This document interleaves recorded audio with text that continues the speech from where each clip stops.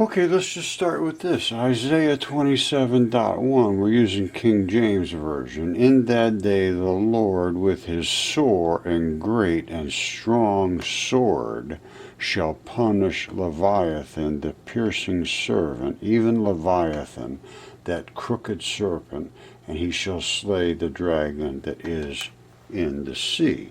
Now, is that two things? Is that one thing? There's a lot of confusion around the dragon and the Leviathan. Let's look deeper. All right, what you're going to see here is two creatures. You call them whatever you want to call them. That, to me, is a giant fish, and that's the body of the fish and the tail, and that's the fin at the top. The head is pretty much obscured, but now, so that is one gigantic creature, and if we look closely, we can see the scales and everything. It's a fish, and that's all I can say is it's a fish. Now, whatever that means, I don't know. And what is right above it? A dragon. So we have two creatures here, and they both appear to be dead and decaying in the desert. And this is the dragon. Shown it hundreds, literally hundreds of times. People are getting upset I show it so much. Now, what do we see? I see a great and mighty sword cut right across that throat.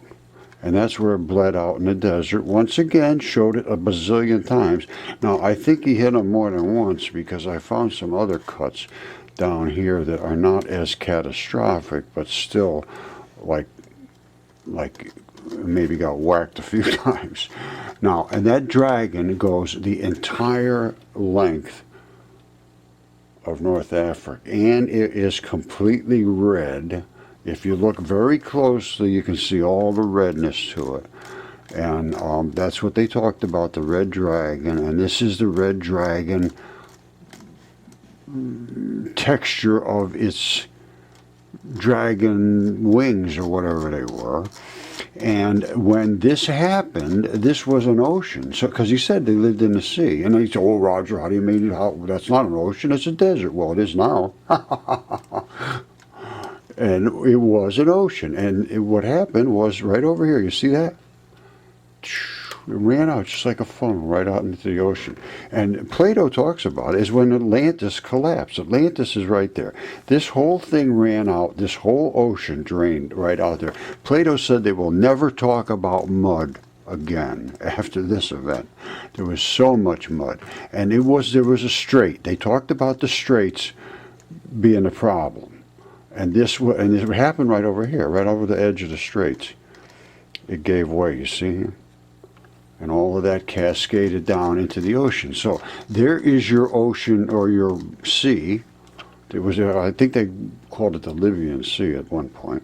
And there's the two creatures. I don't know. It looks like it to me. I see something going on there. So let's go a little deeper. This gets pretty interesting because this goes into Revelations. And Isaiah talked about these creatures. I mean, it's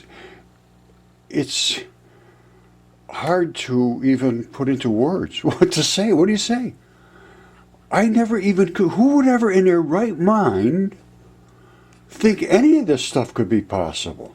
But if to deny your eyes, then you got an issue. So we have to think, at least think, and then you can laugh if you want. But if you don't think, after seeing what I just showed you, then I don't know what to say about your mind.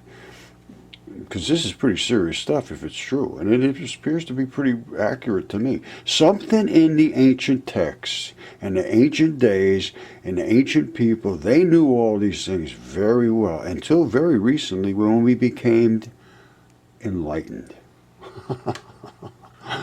And then we said, oh, no, everything evolved from dead dust and a big bang. There's no God. There's no creation. That's all nonsense. They're talking about monsters, dragons, leviathans. What a bunch of morons.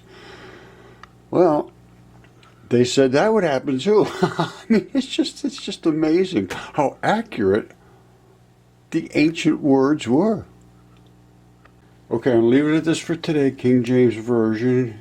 Revelation 12, there appeared a great wonder in heaven, a woman clothed with the sun and the moon under her feet, standing on the moon, upon her head a crown of 12 stars, and she being with child cried, travailing in birth and pained to be delivered. She's having a baby on the moon. And there appeared another wonder in heaven, and behold, a great red dragon having 7 heads, 10 horns, and 7 crowns upon his heads. He was there to devour the child. He drew his tail back and drew the third part of the stars of heaven, which was supposed to be 600 watchers. 200 would be 1/3, and cast them to the earth. And the dragon stood before the woman which was ready to be delivered, for to devour her child as soon as it was born. And she brought forth a man-child, who was to rule all nations with a rod of iron. Her child was caught up unto God, to his throne. Could that be Jesus Christ? Could that be some future ruler? It sure sounds like it.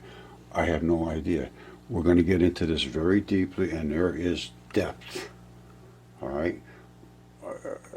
We're going to have to get some interactive podcasts going on and so forth. I'm trying to work on that now, but I'm not good at that kind of stuff. I'm just sort of a babbler. I research, and then I want to discuss it.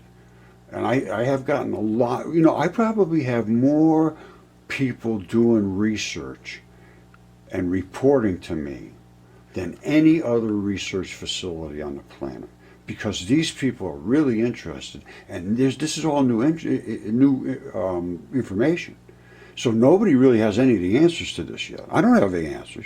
I'm looking for them. I'm searching, but I don't have. There's like a ton of answers I don't have, but I got more answers than anybody else at this point, because I know about the mud fossils. Until you start learning about the mud fossils, you understand the mud fossils. You're just walking around in circles. You might as well just be laughing and giggling in the woods, and throwing sand up in the air, screaming and pulling your hair, because that's exactly what you're doing. You're doing absolutely nothing. Until you understand mud fossils, you have no clue about reality. That's my claim, and it is a fact.